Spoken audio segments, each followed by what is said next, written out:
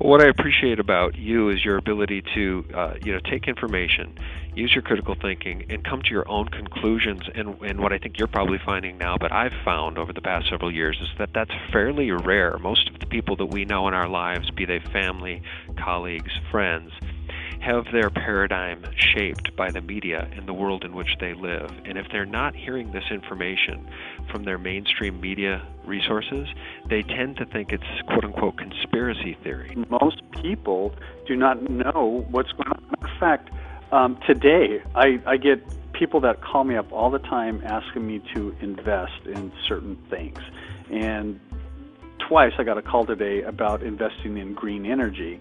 And I wanted to talk to the salesperson, whether he was a salesperson or a financial expert. And I asked him point blank if he knew about the silver manipulation that J.P. Morgan was doing, and he had no clue of what I was talking about.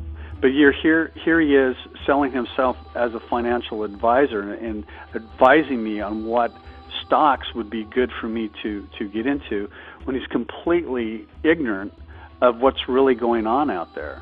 And I think that is especially true in California. Like if you turn on the local news, the headline news story will be recently, and they'll talk about it for 10 or 15 minutes, will be Charlie Sheen's recent troubles with more drugs and more hookers. And people are more, it seems like they want to hear more about that than they do on the reality of their own finances and the reality of their own state. Yeah, and I believe the Romans called that bread and circuses. So, that is really what we're up against. And that's what you're up against, too, as you try to share this information about the CFTC, allowing J.P. Morgan to continue their manipulation of the paper, silver, and gold markets, which is a nugget of knowledge that can benefit others, but they don't want to listen. Don't you find it fascinating that when you try to share that knowledge you have with others, there's a reluctance for them to want to embrace it? Well, there is. I think first they don't want to believe it, but I think something inside of them tells them otherwise. Like I tell them, I said, just look at the writing on the wall. Look at what is happening throughout this country and through the world. Yeah. Never before. Yeah, like you have conspiracy theorists that have been around for a long, long time, but what's happening right now, it is reality. So I think some of the people that I've talked to, like I was just in Salt Lake working, and I spoke to a guy who was on our crew, and he wants all the information I can give him. And because he's like a lot of people, I think they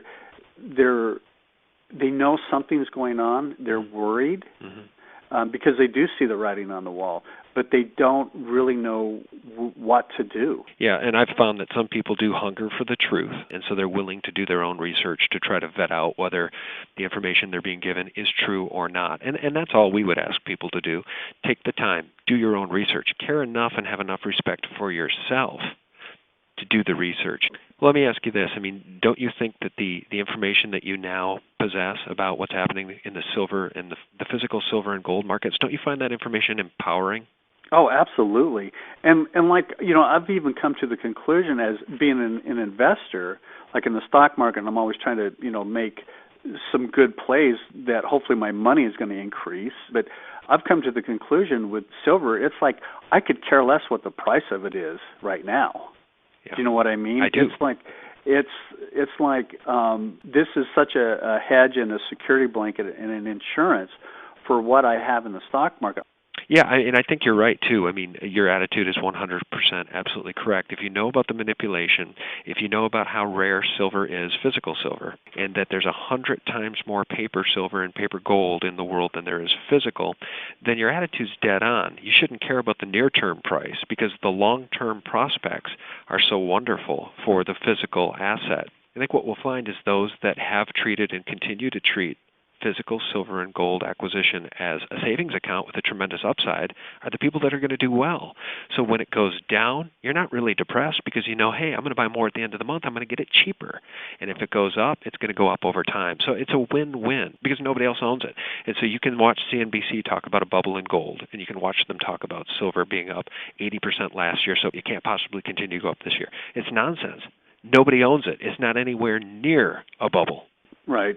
Well, and I think just the information of and the leverage that J.P. Morgan puts on silver, and what they've done to it is just, it's like, I can't say shit, it's going to hit the fan, but when J.P. Morgan is, well, they already are discovered, but that's something I want to ask you. Why in the hell isn't this bigger news? It's the same reason, and we don't have to get into this. We don't have to get into the weeds of 9/11, but it's the exact same reason the collapse of building number 7 on 9/11 isn't big news.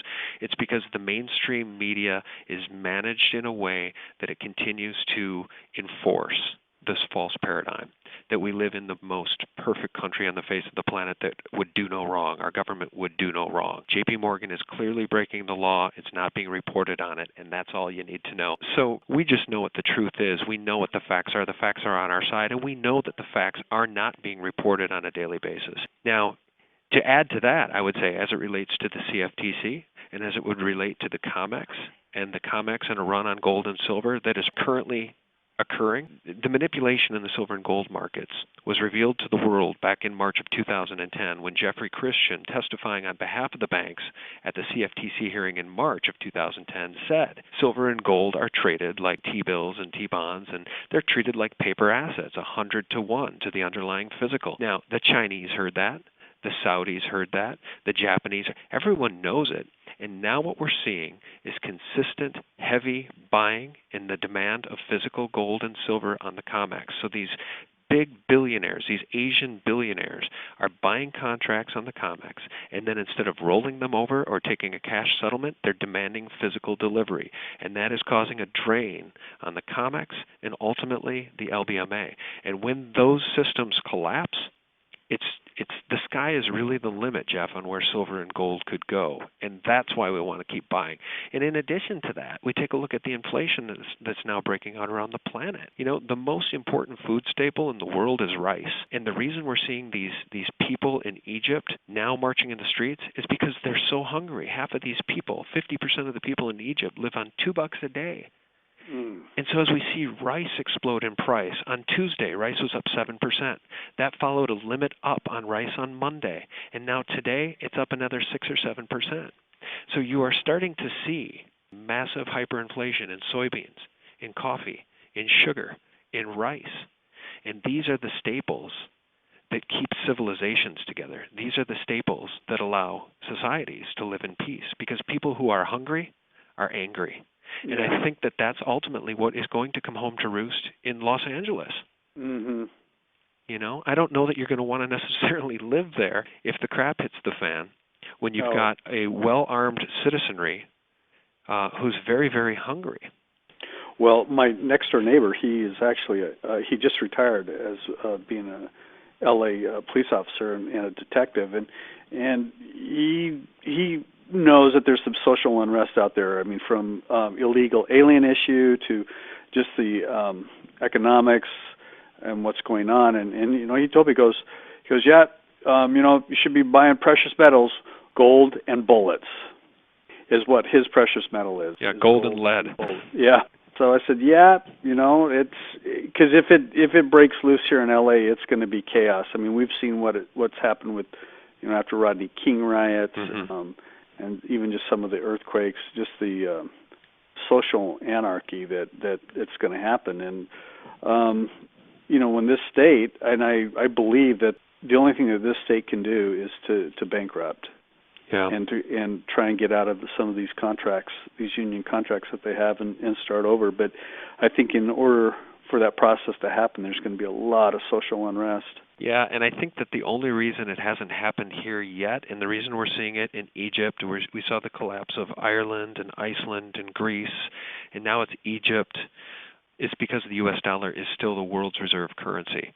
And that's what has protected us from massive inflation, because the dollar is still where people tend to flee when things become uncertain.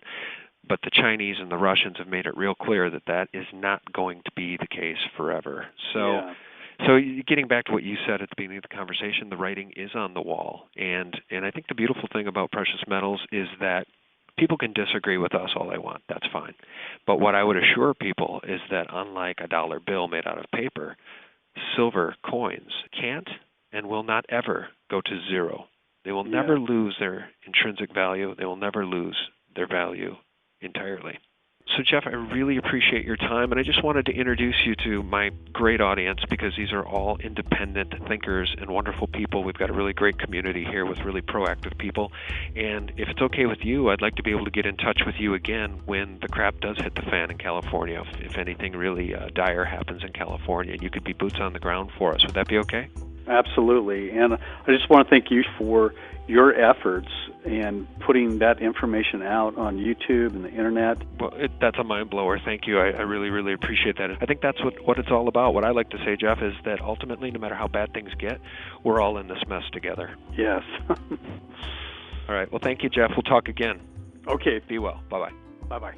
And guys, thanks so much for watching, and stay tuned. I have an interview later this week with an extraordinary writer from the world of precious metals who's done some work that has really amazed many of us. You won't want to miss it.